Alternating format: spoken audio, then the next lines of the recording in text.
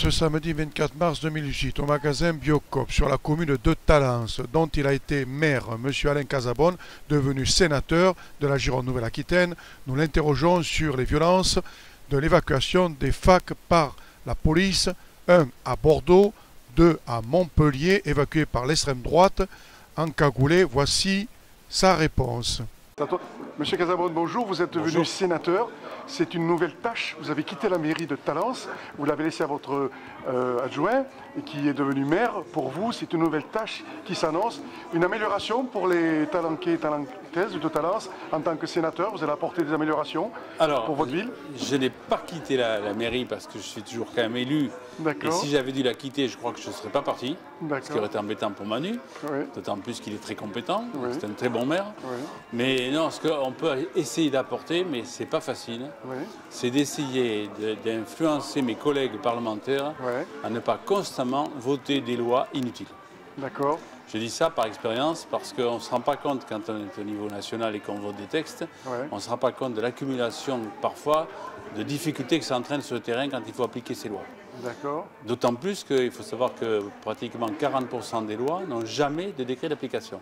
Donc on discute sur des choses qui ne sont jamais appliquées.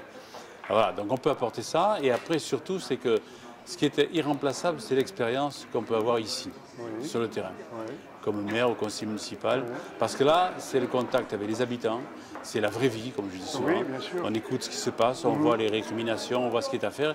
Et là, on peut être les messagers au niveau national après de ce qu'il faut éviter de faire ou de ce qu'on peut au contraire faire pour améliorer la vie des concitoyens localement. Ça, c'est intéressant.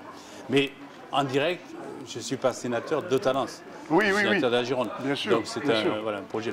Mais je reste très attaché ici à Talence parce que ça permet de voir les commerçants. C'est irremplaçable. Ce contact, vous savez, on le dit souvent pour des personnes, notamment les personnes âgées, la sortie chez le commerçant, c'est parfois la seule personne qu'ils vont rencontrer. La seule personne qui rencontre. Donc c'est aussi, au-delà de la qualité des produits, c'est aussi une rencontre humaine. Et ça, c'est extrêmement intéressant. En tant que sénateur de la Gironde, les manifestations, qu'est-ce que ça vous donne? Il y a eu des violences dans des facs, violences sorties par les policiers, sorties par l'extrême droite. Qu'est-ce que ça vous inspire en tant que sénateur? Est-ce que le dialogue ne devrait pas se mettre en place et que les responsables de fac sont responsables un peu de cette jeunesse qui est dans leur fac? Qu'est-ce que vous pouvez dire de mots sur cette situation? Alors, tout ce qui est violence doit être proscrit. On peut comprendre la colère. La semaine dernière, je suis intervenu justement au Sénat en question d'actualité au gouvernement sur le problème de Ford. Parce qu'un problème comme Ford, il est inacceptable qu'une société qui a reçu des millions d'euros d'aide quand même, qui a peut-être des difficultés, on peut comprendre, on peut discuter, qui a pris des engagements, et bien d'un seul coup, il décide de partir en laissant sur le carreau près de 1000 emplois directs et près de 3000 emplois indirects. Ça, c'est pas acceptable. Alors on peut comprendre parfois la réaction violente sur l'expression, la colère, mais on ne doit jamais arriver jusqu'à la violence physique. Voilà. Donc que ce soit les étudiants, que ce soit les employés, que ce soit les manifestants, on ne doit pas utiliser la violence, c'est une arme, c'est l'arme d'ailleurs des faibles. D'accord. Donc la situation de Ford, justement, elle est sur la table. La situation des chômeurs, des plus démunis, remise en question des devoirs et des droits et des devoirs, est-ce qu'on ne stigmatise pas ces gens-là? Une petite minorité profiterait du système et ce n'est pas une grande majorité. Comment on a pu en arriver là, qu'il n'y ait pas de dialogue avec les chômeurs pour qu'ils puissent se retrouver du boulot, malgré que Pôle emploi a du mal à remettre les gens dans le monde du travail? Qu'est-ce qu'on peut dire, vous, en tant que sénateur, de cette situation? Tout est question de nuances. Parce que c'est toujours pareil. Il y a des règles qui sont établies. Il y a la majorité des habitants qui respectent ces règles-là. Pareil pour les chômeurs, la majorité respecte. Et il y a un petit nombre qui essaie toujours de profiter de la situation. Et donc il faut être très attentif à ne pas prendre des mesures qui pénalisent tout le monde. Celui qui faute, il doit être sanctionné. Mais celui qui ne faute pas, qui est en difficulté, il ne doit pas subir les conséquences d'une loi trop restrictive. Tout est affaire de nuance. Et ça n'est pas facile. Ça n'est pas facile parce que autrefois, je ne comprenais pas comment se faisait ce phénomène législatif. Là, je le comprends bien. Quand une loi commence à être préparée, il y a l'administration qui la prépare. Et derrière, il y a plein d'amendements. Chacun va ajouter son amendement. Et parfois, ça arrive à dénaturer le texte. Donc, il faut être prudent. Je crois que c'est Montaigne qui parlait de la Constitution en disant qu'il faut toucher à ces choses-là, par exemple, avec des pincettes. Et c'est vrai aussi des textes. il faut être très prudent, faire le moins de textes possible. Moins de textes. Je rappelle souvent qu'en France, on a près de 9000 lois, plus 500 000 arrêtés, décrets municipaux et autres. Qui peut suivre tout ça? Qui peut connaître tout ça? Donc moins de textes, de la souplesse, de l'attention. Voilà, c'est la solution peut-être à apporter au problème.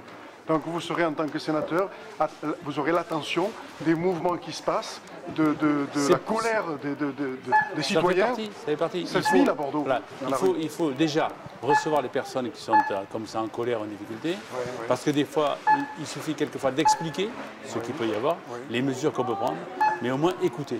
Écoutez, rien n'est pire que, c'est ce qui se passe souvent au niveau national, on est assez sourd, on est entouré par certains collaborateurs qui savent tout, naturellement, et on perd ce contact avec la réalité de terrain.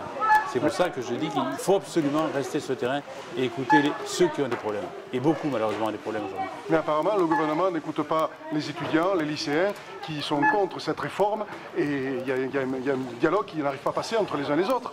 Ça passe pas, la communication. Moi, j'estime que le ministre de l'Éducation nationale que l'on a est quelqu'un de bien.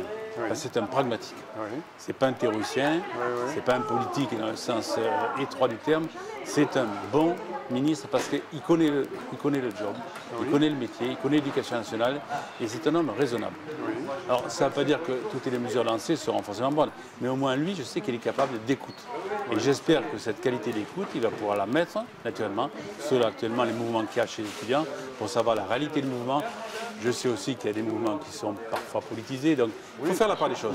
Donc, comme c'est un homme qui est capable d'écouter, j'espère qu'il va arriver à entendre et à apporter des solutions, parce que je le répète, c'est un homme compétent et raisonnable.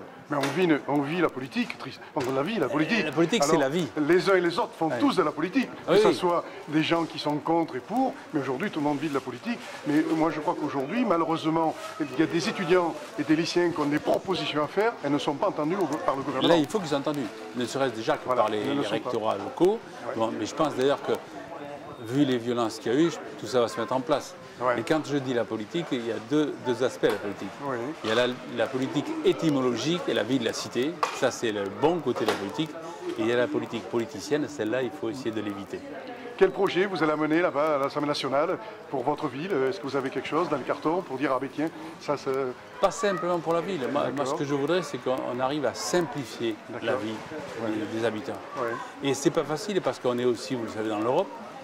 Qu'il y a les circulaires européennes et que l'habitude française, c'est de prendre les directives européennes et de les complexifier encore plus.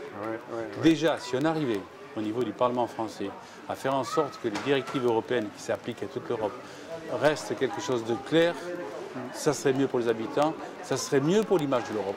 Parce que l'image de l'Europe actuellement est une mauvaise image, parce qu'on l'aperçoit à travers des règlements tatillons et de contraintes. L'Europe, ça a été autre chose. Pour ma génération, ça a été la fin des guerres, ça a été la paix pendant 70 ans. Donc c'était une bonne chose. Mais il faut aussi laisser vivre les collectivités, les pays, avec leurs traditions, avec leurs habitudes. Pas tout réglementé. Monsieur le sénateur, merci de ces précieuses informations que vous nous donnez. C'est votre nouveau mandat qui est tout frais, tout jeune, et vous avez de l'expérience en politique. Et on vous retrouvera à l'Assemblée nationale dans les débats et pour poser des questions au gouvernement. Merci à vous, monsieur le sénateur. Au revoir.